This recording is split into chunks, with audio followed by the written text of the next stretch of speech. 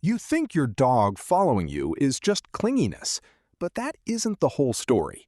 When they trail behind and then pull away from petting, there's a quiet message under the surface, and if you miss it, you can accidentally make them shut down.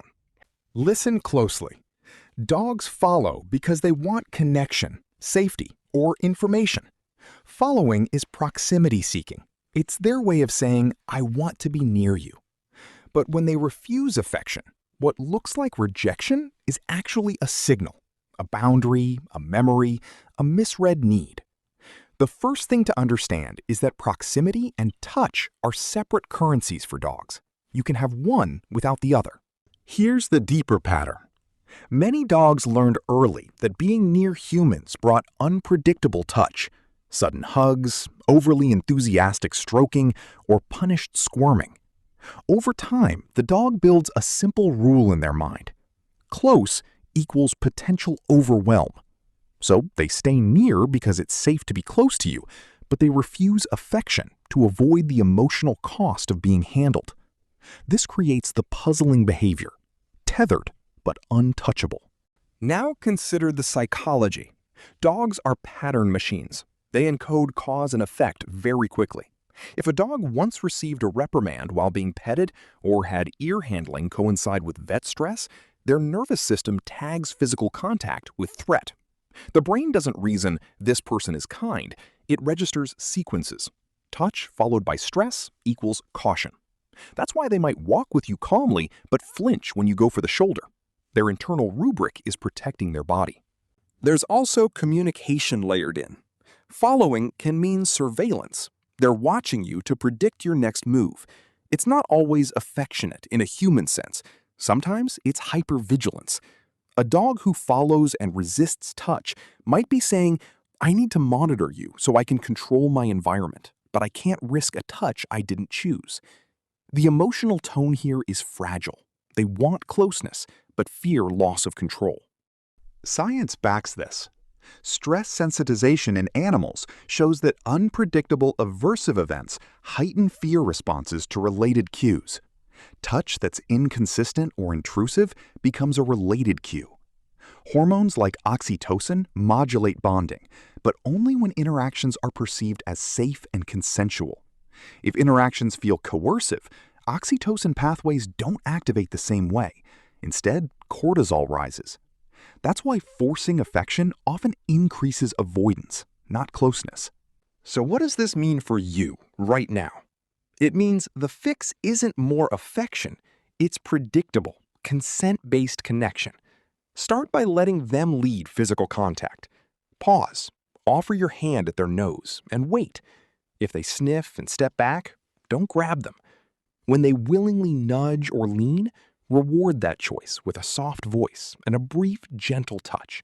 Then stop. Over time, you teach touch happens when you choose it. That restores control and rewires the association from threat to choice. There are small, powerful habits that change everything. Don't corner or force. Use down-tempo body language, soft shoulders, low voice, slow movements. Create approach rituals where you crouch or sit and make eye contact on their terms. Teach a touch cue, a specific word or tap that predicts brief, pleasant contact. Pair it with high-value treats early on, so touch becomes reliably good. But there's more. If your dog follows you and refuses affection more in certain contexts, after loud noises, around strangers, or during sudden movements, those are clues to triggers.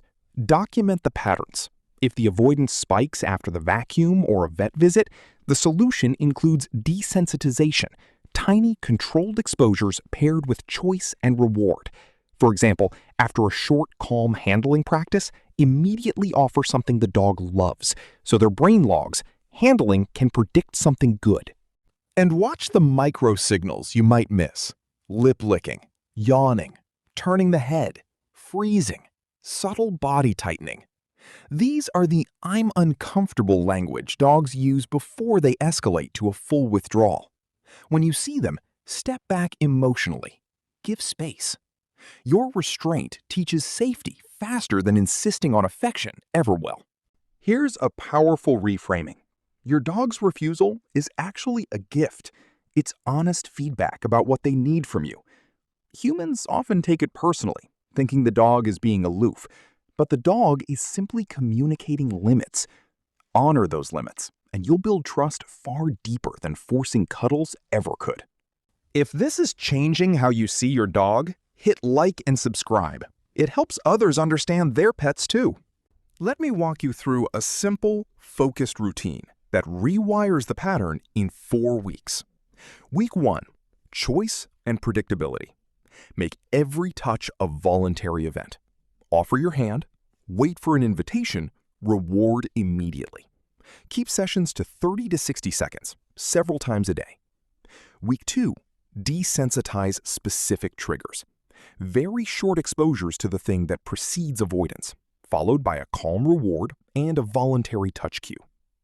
Week 3, increase duration and vary contexts, different rooms, times of day, with soft handling around shoulders and chest, rather than head first. Week 4, generalize the behavior. Practice during walks, before meals, and after play, so touch choice becomes the default across life. There's also training tools that accelerate progress. Target training, teach your dog to touch their nose to your palm, gives them agency. A mat or bed as a calm station teaches self-settling. Mixing these with choice-based petting creates a consistent grammar. Proximity equals safety, touch equals permission. Remember, changes will be gradual. Expect regressions after stressors like storms or vet visits. When that happens, shrink the steps back to choice-only interactions and rebuild slowly. Patience rewires the emotional map.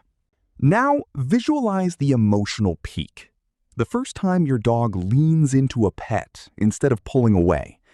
It will be quiet, maybe just a soft shift of weight, and it will feel huge. That moment is trust being returned. You didn't force it. You created conditions where they could choose to be vulnerable. That choice is the bond. Final insight. Your dog following but refusing affection is not rejection. It's a negotiated boundary, asking for predictable safety and choice. Meet that request. Respect it. You'll transform a puzzling pattern into the deepest form of companionship, voluntary closeness. Your dog isn't just behaving, they're communicating.